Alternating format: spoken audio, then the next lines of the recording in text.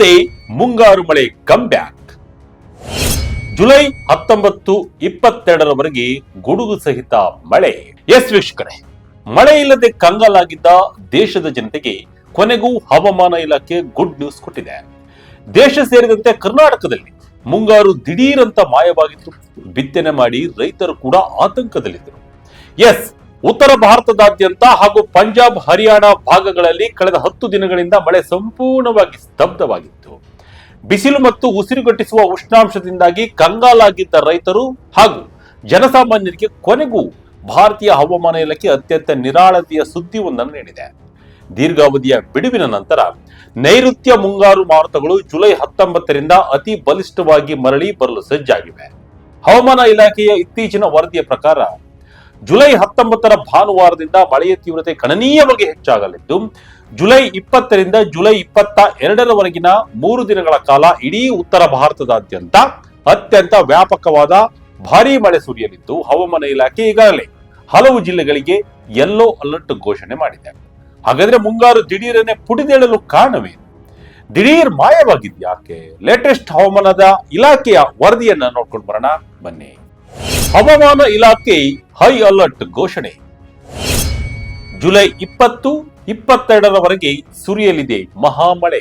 ವೀಕ್ಷಕರೇ, ಕಳೆದ ಕೆಲವು ದಿನಗಳಿಂದ ದೇಶದಲ್ಲಿ ಮಳೆಯ ಸುಳಿವೇ ಇರಲಿಲ್ಲ. ಜನ ಬಿಸಿಲು ಮತ್ತು ಉಸಿರುಗಟ್ಟುವ ಹವೆಯಿಂದ ತತ್ತರಿಸಿ ಹೋಗಿದ್ರು. ಆದರೆ ಈಗ ಇಡೀ ವಾತಾವರಣವೇ ಬದಲಾಗ್ತಾ ಇದೆ. ಹವಾಮಾನ ಇಲಾಖೆಯ ಮುನ್ಸೂಚನೆಯ ಪ್ರಕಾರ ಜುಲೈ 19ರಿಂದಲೇ ಮಳೆಯ ತೀವ್ರತೆ ಹಂತ ಹಂತವಾಗಿ ಹೆಚ್ಚಾಗ್ತಾ ಹೋಗಲಿದೆ. ವಿಶೇಷವಾಗಿ ಜುಲೈ 20 ಅಂದರೆ ಸೋಮವಾರದಿಂದ ಬುಧವಾರದವರೆಗೆ ಪಂಜಾಬ್ನ ಬಹುತೇಕ ಎಲ್ಲ ಜಿಲ್ಲೆಗಳಲ್ಲೂ ವ್ಯಾಪಕವಾಗಿ ಮಳೆ ಸುರಿಯಲಿದೆ. ಹವಾಮಾನ ಇಲಾಖೆಯು ಈಗಾಗಲೇ ರಾಜ್ಯದ ಹಲವು ಭಾಗಗಳಲ್ಲಿ ಪ್ರತ್ಯೇಕವಾಗಿ ಭಾರೀ ಮಳೆಯಾಗುವ ಮುನ್ಸೂಚನೆ ನೀಡಿ ಯೆಲ್ಲೋ ಅಲರ್ಟ್ ಅನ್ನು ಜಾರಿಗೊಳಿಸಿದೆ. ಈ ಬಾರಿ ಮಳೆಯಿಂದಾಗಿ ತಗ್ಗು ಪ್ರದೇಶಗಳಲ್ಲಿ ಹಠಾತ್ ನೀರು ನಿಲ್ಲುವ ಸಾಧ್ಯತೆ ಇದ್ದು, ನಗರ ಪ್ರದೇಶಗಳಲ್ಲಿ ಟ್ರಾಫಿಕ್ ವ್ಯವಸ್ಥೆ ಸಂಪೂರ್ಣವಾಗಿ ಅಸ್ತವ್ಯಸ್ತಗೊಳ್ಳಬಹುದು ಎಂದು ಎಚ್ಚರಿಕೆ ನೀಡಲಾಗಿದೆ. ಶನಿವಾರದಂದು ಬೆಂಗಳೂರು ಸೇರಿ ಅಲ್ಲಲ್ಲಿ ಸಾಧಾರಣ ಮಳೆಯಾಗಿದ್ದರೆ, ಭಾನುವಾರದಿಂದ ಭಾರೀ ಮಳೆಯಾಗುವ ಸಾಧ್ಯತೆ ಇದೆ. ವಾತಾವರಣದಲ್ಲಿ ದಿಢೀರ್ ಬದಲಾವಣೆ. ಮಳೆ ತರಿಸುತ್ತಿರುವ 3 ಪ್ರಮುಖ ಶಕ್ತಿಗಳು ಯಾವ್ಯಾವು? ಈಗ ನಿಮ್ಮ ಮನಸ್ಸಿನಲ್ಲಿ ಒಂದು ಪ್ರಶ್ನೆ ಬರುತ್ತೆ, ಕಳೆದ 10 ದಿನಗಳಿಂದ ಇಲ್ಲದ ಮಳೆ ಈಗ ಒಮ್ಮೆಗೆ ಹೇಗೆ ಬರ್ತಾ ಇದೆ ಅಂತ. ವೀಕ್ಷಕರೇ, ಇದರ ಹಿಂದೆ 3 ಪ್ರಮುಖವಾದ ಹವಾಮಾನ ವ್ಯವಸ್ಥೆಗಳು ಕೆಲಸ ಮಾಡುತ್ತಿವೆ ಎಂದು ಹವಾಮಾನ ತಜ್ಞರು ವಿಶ್ಲೇಷಿಸಿದ್ದಾರೆ. ಮೊದಲನೇದಾಗಿ ಉತ್ತರ ಭಾರತದಾದ್ಯಂತ ಹಾದು ಹೋಗುತ್ತಿರುವ ಮಾನ್ಸೂನ್ ಟ್ರಫ್ ಈಗ ಅತ್ಯಂತ ಬಲಶಾಲಿಯಾಗಿದೆ. ಎರಡನೇದಾಗಿ ಉತ್ತರ ಹರಿಯಾಣ ಮತ್ತು ಅದರ ಸುತ್ತಮುತ್ತಲಿನ ಪ್ರದೇಶಗಳ ಮೇಲೆ ಒಂದು ಬಲವಾದ ಮೇಲ್ಮೈ ಹವಾಮಾನ ಚಂಡಮಾರುತದ ಸುಳಿಗಾಳಿ ಸೃಷ್ಟಿಯಾಗಿದೆ. ಇನ್ನು ಮೂರನೇದಾಗಿ ಉತ್ತರ ಪಾಕಿಸ್ತಾನದ ಮೇಲೆ ಸೃಷ್ಟಿಯಾಗಿರುವ ಹೊಸ ವೆಸ್ಟರ್ನ್ ಡಿಸ್ಟರ್ಬೆನ್ಸ್ ಅಂದರೆ ಪಶ್ಚಿಮದ ವಿಕ್ಷೋಭೆಯ ಇಡೀ ಮಾರುತಗಳಿಗೆ ಭಾರಿ ಶಕ್ತಿಯನ್ನು ತುಂಬುತ್ತಾ ಇದೆ. ಈ 3 ವ್ಯವಸ್ಥೆಗಳು ಒಂದೇ ಬಾರಿಗೆ ಒಂದಾಗಿರುವುದರಿಂದ ಪಂಜಾಬ್ನತ್ತ ಕ್ಯಾರಿ ಆಗುತ್ತಿರುವ ಮೋಡಗಳು ಮುಂದಿನ ಇಡೀ ವಾರ ಭಾರೀ ಮಳೆಯನ್ನ ಸುರಿಸಲಿವೆ. ಚಂಡೀಗಢದ ಹವಾಮಾನ ಇಲಾಖೆಯ ನಿರ್ದೇಶಕರಾದ ಸುರೇಂದರ್ ಪಾಲ್ ರವರ ಪ್ರಕಾರ ಈ ಮುಂಗಾರು ಪುನಶ್ಚೇತನವು ಪಂಜಾಬ್ ಪಾಲಿಗೆ ಅತ್ಯಂತ ನಿರ್ಣಾಯಕವಾಗಲಿದೆ. ಜುಲೈ 20ರಿಂದ ಜುಲೈ 24ರವರೆಗೆ ಭಾರೀ ಮಳೆ ಮುಂದುವರಲಿದ್ದು, ಹಲವು ಕಡೆಗಳಲ್ಲಿ ಅಂದರೆ ಭಾರೀ ಮಳೆಯಾಗುವ ಮುನ್ಸೂಚನೆ ಇದೆ. ಕರ್ನಾಟಕದ ಕರಾವಳಿಗೂ ಎಚ್ಚರ. ಮತ್ತೆ ಅಬ್ಬರಿಸಲಿದೆ ಮುಂಗಾರು. ಕರಾವಳಿ ಕರ್ನಾಟಕ ಮತ್ತು ಮಲೆನಾಡು ಭಾಗದ ಜನರಿಗೆ ಹವಾಮಾನ ಇಲಾಖೆ ಎಚ್ಚರಿಕೆ ನೀಡಿದೆ. ರಾಜ್ಯದಲ್ಲಿ ಮುಂಗಾರು ಮಳೆಯ ಆರ್ಭಟ ಮುಂದಿನ ಕೆಲವು ದಿನಗಳ ಕಾಲ ಮತ್ತಷ್ಟು ಜೋರಾಗಲಿದೆ ಎಂದು ಸೂಚನೆ ನೀಡಲಾಗಿದೆ. ಹೌದು, ಭಾರತೀಯ ಹವಾಮಾನ ಇಲಾಖೆ ನೀಡಿರುವ ಇತ್ತೀಚಿನ ವರದಿಯ ಪ್ರಕಾರ ದಕ್ಷಿಣ ಭಾರತದಲ್ಲಿ ಮುಂಗಾರು ಮಾರುತಗಳು ಭಾರೀ ಪ್ರಮಾಣದಲ್ಲಿ ಬಲಗೊಂಡಿವೆ.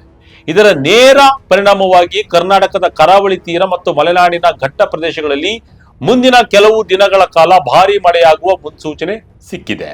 ಮುಖ್ಯವಾಗಿ ಕರಾವಳಿ ಭಾಗದ ಜಿಲ್ಲೆಗಳಲ್ಲಿ ಸಾಧಾರಣದಿಂದ ಭಾರೀ ಮಳೆಯಾಗುವ ಸಾಧ್ಯತೆ ಇದ್ದು, ಜನಜೀವನ ಅಸ್ತವ್ಯಸ್ತಗೊಳ್ಳುವ ಲಕ್ಷಣಗಳು ಕಾಣಿಸ್ತಾ ಇದ್ದಾವೆ.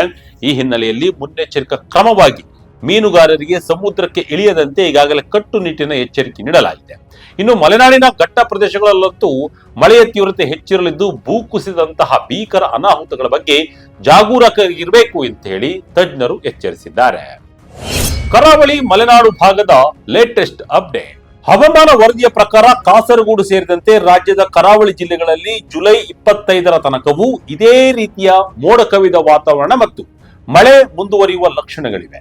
ಇನ್ನು ಕೊಡಗು, ಹಾಸನ, ಚಿಕ್ಕಮಗಳೂರು ಹಾಗೂ ಶಿವಮೊಗ್ಗ ಜಿಲ್ಲೆಗಳ ಕರಾವಳಿಗೆ ಹೊಂದಿಕೊಂಡಿರುವ ಪ್ರದೇಶಗಳಲ್ಲಿ ಅಲ್ಲಲ್ಲಿ ಸಾಮಾನ್ಯ ಮಳೆಯಾಗಲಿದೆ. ಉಳಿದ ಭಾಗಗಳಲ್ಲಿ ಮೋಡ ಹಾಗೂ ತುಂತುರು ಮಳೆಯ ಮುನ್ಸೂಚನೆ ಇದೆ. ಕರಾವಳಿಗೆ ಹೋಲಿಸಿದರೆ ರಾಜ್ಯದ ಒಳನಾಡು ಮತ್ತು ಪೂರ್ವ ಭಾಗಗಳಲ್ಲಿ ಜೋರು ಮಳೆಯ ಸಾಧ್ಯತೆ ತೀರಾ ಕಡಿಮೆಯಾಗಿದೆ. ಉತ್ತರ ಒಳನಾಡಿನ ಗದಗ, ಬಳ್ಳಾರಿ, ಯಾದಗಿರಿ ಹಾಗೂ ಬೀದರ್ ಜಿಲ್ಲೆಗಳ ಅಲ್ಲಲ್ಲಿ ಒಂದೆರಡು ಸಾಮಾನ್ಯ ಮಳೆಯಾಗುವ ಸೂಚನೆಗಳಿವೆ. ಆದರೆ ಭಾರೀ ಮಳೆಯ ಮುನ್ಸೂಚನೆ ಇಲ್ಲ. ದಕ್ಷಿಣ ಒಳನಾಡಿನ ಮೈಸೂರು, ಬೆಂಗಳೂರು ಉತ್ತರ, ತುಮಕೂರು, ದಾವಣಗೆರೆ ಹಾಗೂ ವಿಜಯನಗರ ಜಿಲ್ಲೆಗಳಲ್ಲಿ ಅಲ್ಲಲ್ಲಿ ಸಾಮಾನ್ಯ ಮಳೆಯಾಗಲಿದೆ. ಕರಾವಳಿ ಜಿಲ್ಲೆಗಳನ್ನು ಹೊರತುಪಡಿಸಿ ಉಳಿದ ಜಿಲ್ಲೆಗಳಲ್ಲಿ ಸದ್ಯಕ್ಕೆ ನಿರಂತರ ಜೋರು ಮಳೆ ಕಾಣಿಸ್ತಾ ಇಲ್ಲ. ದಿಢೀರ್ ಮುಂಗಾರು ಮಾಯವಾಗಿದ್ಯಾಕೆ? ಏನಿದು ಎಲ್ ನಿನೋ ಪ್ರಭಾವ? ಯಾಕೆ ಮುಂಗಾರು ಮಳೆ ದಿಢೀರ್ ಮಾಯವಾಯಿತು ಅನ್ನೋದನ್ನ ನೋಡ್ತಾ ಹೋದಾದ್ರೆ ಅದಕ್ಕೆ ಕಾರಣ ಎಲ್ ನಿನೋ. ಪೆಸಿಫಿಕ್ ಮಹಾಸಾಗರದ ಮಧ್ಯ ಮತ್ತು ಪೂರ್ವ ಭಾಗದ ಮೇಲ್ಮೈ ನೀರು ಅಸಹಜವಾಗಿ ಬಿಸಿಯಾಗುವುದನ್ನ ಎಲ್ ನಿನೋ ಎನ್ನಲಾಗುತ್ತೆ. ಈ ಸಾಗರದ ತಾಪಮಾನ ಹೆಚ್ಚಾದಾಗ ಜಾಗತಿಕವಾಗಿ ಗಾಳಿಯ ದಿಕ್ಕು ಮತ್ತು ಒತ್ತಡದಲ್ಲಿ ಭಾರಿ ಬದಲಾವಣೆಗಳಾಗ್ತವೆ. ಭಾರತದ ಪಾಲಿಗೆ ಈ ಎಲ್ ನಿನೋ ಯಾವಾಗಲೂ ಒನ್ ಸೈಡೆಡ್ ವಿಲನ್ ಇದ್ದಂತೆ. ಇದು ಸಕ್ರಿಯವಾಗಿ ಭಾರತಕ್ಕೆ ಬರುವ ತೇವಾಂಶ ಭರಿತ ಮಾರುತಗಳನ್ನ ದುರ್ಬಲಗೊಳಿಸುತ್ತದೆ.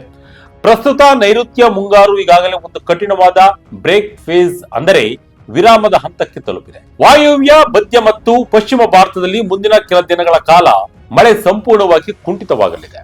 ವಾತಾವರಣದಲ್ಲಿ ಮೋಡಗಳು ಸೃಷ್ಟಿಯಾಗಲು ಬೇಕಾದ ಶಕ್ತಿಯನ್ನೇ ಈ ಎಲ್ ನಿನೋ ಹೀರಿಕೊಳ್ಳುತ್ತದೆ. ಮಳೆಗಾಲದಲ್ಲಿ ಮೋಡಗಳು ಇಲ್ಲದ ಕಾರಣ ನೇರವಾಗಿ ಸೂರ್ಯನ ಬಿಸಿಲು ಭೂಮಿಗೆ ಬಿಡುತ್ತಿದ್ದು ರಾಜ್ಯಾದ್ಯಂತ ತಾಪಮಾನ ಭಾರೀ ಪ್ರಮಾಣದಲ್ಲಿ ಹೆಚ್ಚಾಗ್ತಾ ಇದೆ. ಈಶಾನ್ಯದಲ್ಲಿ ಜಲಪ್ರಳಯದ ಭೀತಿ.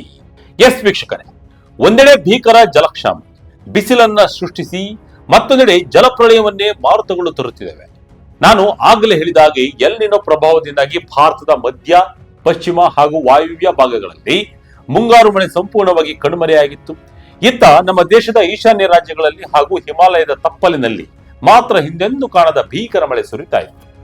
ಪ್ರವಾಹ ಮತ್ತು ಗುಡ್ಡ ಕುಸಿತದ ಭೀತಿ ಎದುರಾಗಿದೆ.